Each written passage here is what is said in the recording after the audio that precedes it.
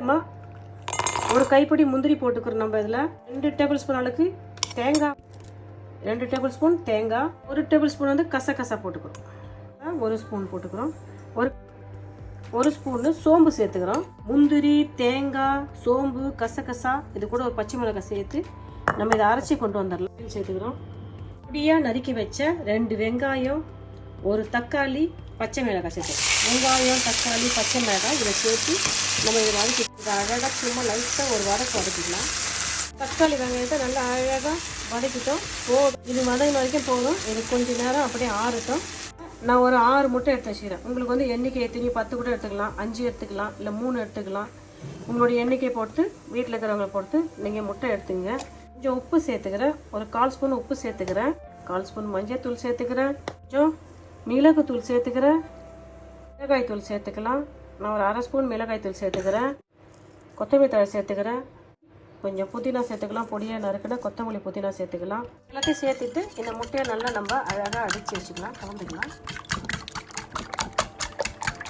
உப்பு, மஞ்சள் தூள், மிளகாய் தூள், மிளகு தூள் எல்லாம் போட்டு கலந்துக்கலாம்.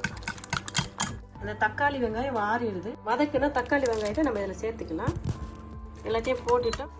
அழகாக இதை ஜென்டிலாக கலந்துட்டோம். உப்பு, காரம் உங்கள் விருப்பப்படி சேர்த்துக்கலாம். கலந்துக்கலாம். அப்படியே ஒரு உரிச்சி எடுத்துக்க போகிறோம். இது கொண்டே மூடி போட்டு கொண்டே வேக வச்சு அதை பார்ப்போமா எப்படி எடுக்கிறோன்னு. அப்படியே இப்படி கவுத்தி போட்டு எடுக்கிறோம். கவுத்தி போட்டுட்டு இதை அப்படியே வைப்போம். இந்த வட்டை வந்து உடையக்கூடாது. போதும், இதை அழகாக எடுத்துடலாம். இது கொண்டே இப்படி ஆற வைப்போம். திட்டமாக 2 3 ஏலக்காய், 3 கிராம்பு போட்டுக்கிறோம். பட்டை போட்டுக்கிறோம். கொஞ்சம் வெள்ளை எடுத்து கொஞ்சம் சோம்பு போட்டுக்கிறோம். கொஞ்சம் ஒரு 1/2 ஸ்பூனு ஜீரகம் சேர்த்துக்கிறோம். ஒரு அன்னாச்சி பூ சேர்த்துக்கலாம். இந்த இலை கொஞ்சம் இப்படி சேர்த்துக்கலாம். இலை கொஞ்சம் கருவேப்பிலை போட்டுக்கலாம். சின்ன சீரகம், பெரிய சீரகம், கொஞ்சம் பட்டை, கிராம்பு, ஏலக்காய், கொஞ்சம் கருவேப்பிலை போட்டு நம்ம அழகாக தாளிச்சிக்கலாம். இதில் கொஞ்சம் ஒரு மீடியம் சைஸு 2 வெங்காயம், 2 மீடியம் சைஸு வெங்காயத்தை பொடியாக நறுக்கி நான் சேர்த்துக்கிறேன். இதில் வெங்காயம் நல்லா அழகாக நம்ம வதக்கிட்டோம்.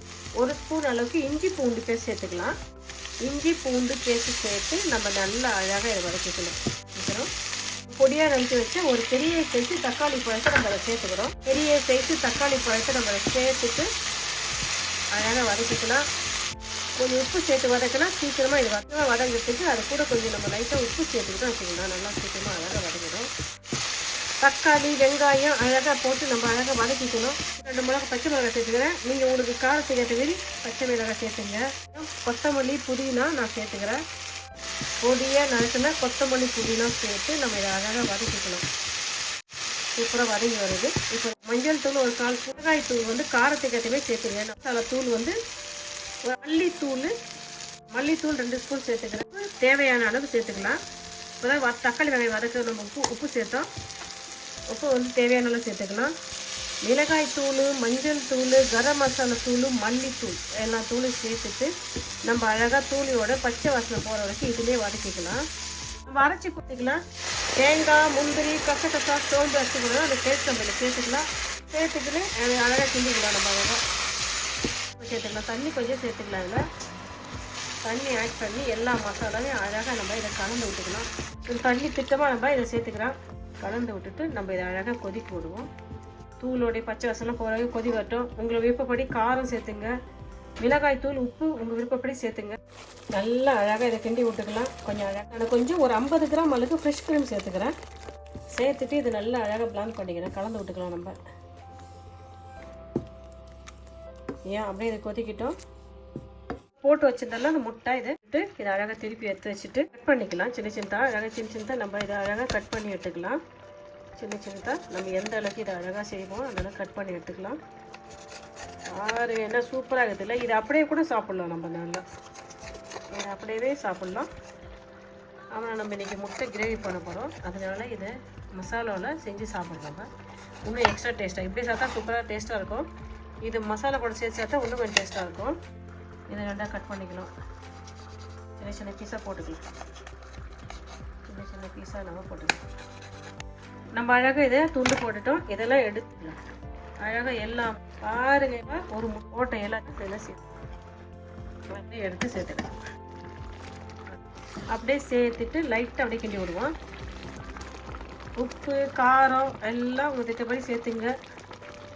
அழகாக இந்த கிரேவியில் அந்த முட்டையை நம்ம கொஞ்ச நேரம் போட்டு வேக வைப்போம்.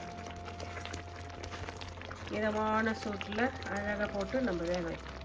பாருங்கள், ஏன்னா சூப்பராக வந்துச்சு இல்லை. 2 நிமிஷம் இதை போட்டுட்டா இதை அப்படியே இதை போட்டால் இதில் அப்படியே ஊற வைங்க கொஞ்சம் நேரம். இதில் அப்படியே ஊறட்டும். ஊறின உடனே இன்னும் நல்லா டேஸ்ட்டாக இருக்கும். முட்டையெல்லாம் அழகாக சேர்த்துட்டோம். பாருங்கள், உப்பு காரம் பார்த்துக்கலாம். முட்டையெல்லாம் அழகாக இதில் ஊற வைப்போம். 2 நிமிஷம் ஆகிடுது. வாங்க சாப்பிட்டு பார்க்கலாமா? வாங்க சாப்பிட்டு பார்க்கலாம். பாருங்கள், என்ன அழகாக எல்லாமே ஊறி சூப்பராக வரல. பாருங்கள், கொத்தமல்லி தழை போட்டுக்கலாம். கொஞ்சம் கொத்தமல்லி புதினா அப்படியே போட்டுக்கலாம். முட்டை கிரேவி எப்படி அழகாக வந்துக்குது பாருங்கள். சாப்பிட்டு பாருங்கள், எண்ணெய் அழகாக அது அந்த மசாலாவில் ஊறி சூப்பராக வந்திருக்குது பாருங்கள். எண்ணெய் மசாலாவில் ஊறி எண்ணெய் அழகாக சூப்பராக வந்திருக்குது. எதுவுமே உடஞ்சி போகல. அழகாக நம்ம செஞ்சுக்கிறோம். பாருங்கள், எண்ணெய் அழகாக வந்திருக்குது. பாருங்கள், எண்ணெய் அழகாக வந்திருக்குது. நம்ம அழகாக ஆம்லெட் போட்டோம். எண்ணெய் அழகாக செஞ்சுக்கிறோம். பாருங்கள், ஒன்று கூட அழகாக உடையில. நம்ம அழகாக எல்லாத்தையும் செஞ்சுட்டு அந்த மசாலாலாம் நல்லா சுண்டி வர நேரத்தில் நம்ம அழகாக இது போல் கட் பண்ணி போட்டு எடுத்து சாப்பிட்டா இன்னும் நல்லாயிருக்கும். அப்படியே சாப்பிட்டா நல்லா தான் இருக்கும். மசாலா போட்டு சாப்பிட்டா இன்னும் கொஞ்சம் நல்லா குட்டாக இருக்கும். நான் செஞ்ச இந்த மெத்தட் உங்களுக்கு ரொம்ப பிடிக்கும்னு நினைக்கிறேன். ஒரு எளிமையான முறையில் உங்களுக்கு நான் இந்த வீடியோவை உங்களுக்கு எப்படி ஒரு முட்டை கிரேவி வீட்லேயே எப்படி என்ன அழகாக ஒரு சூப்பராக செய்யலான்னு சொல்லிட்டு இந்த வீடியோ மூலிமா உங்களுக்கு இந்த முட்டை கிரேவி எப்படி செய்யலான்னு சொல்லிட்டு நான் எளிமையான முறையில் உங்களுக்கு செஞ்சு காமிச்சிட்டேன். இந்த வீடியோ உங்களுக்கு ரொம்ப பயனுள்ளதாக இருக்குன்னு நினைக்கிறேன். யூஸ்ஃபுல்லாக இருக்குன்னு நினைக்கிறேன். இந்த வீடியோ உங்களுக்கு பிடிச்சிருந்தா லைக் பண்ணுங்கள். உங்கள் ஃப்ரெண்ட்ஸுக்கும் ஃபேமிலிக்கும் தெரிஞ்சவங்களுக்கும் சொல்லி எனக்கு சப்ஸ்கிரைப் பண்ண சொல்லுங்கள். உங்களோட ஒவ்வொரு சப்ஸ்கிரைபும் எனக்கு ரொம்பவும் வேலிடாக ரொம்ப மதிப்பு உள்ளதாக இருக்குது. எனக்கு சப்ஸ்கிரைப் பண்ண சொல்லுங்கப்பா. இந்த பாய். தேங்க்யூப்பா.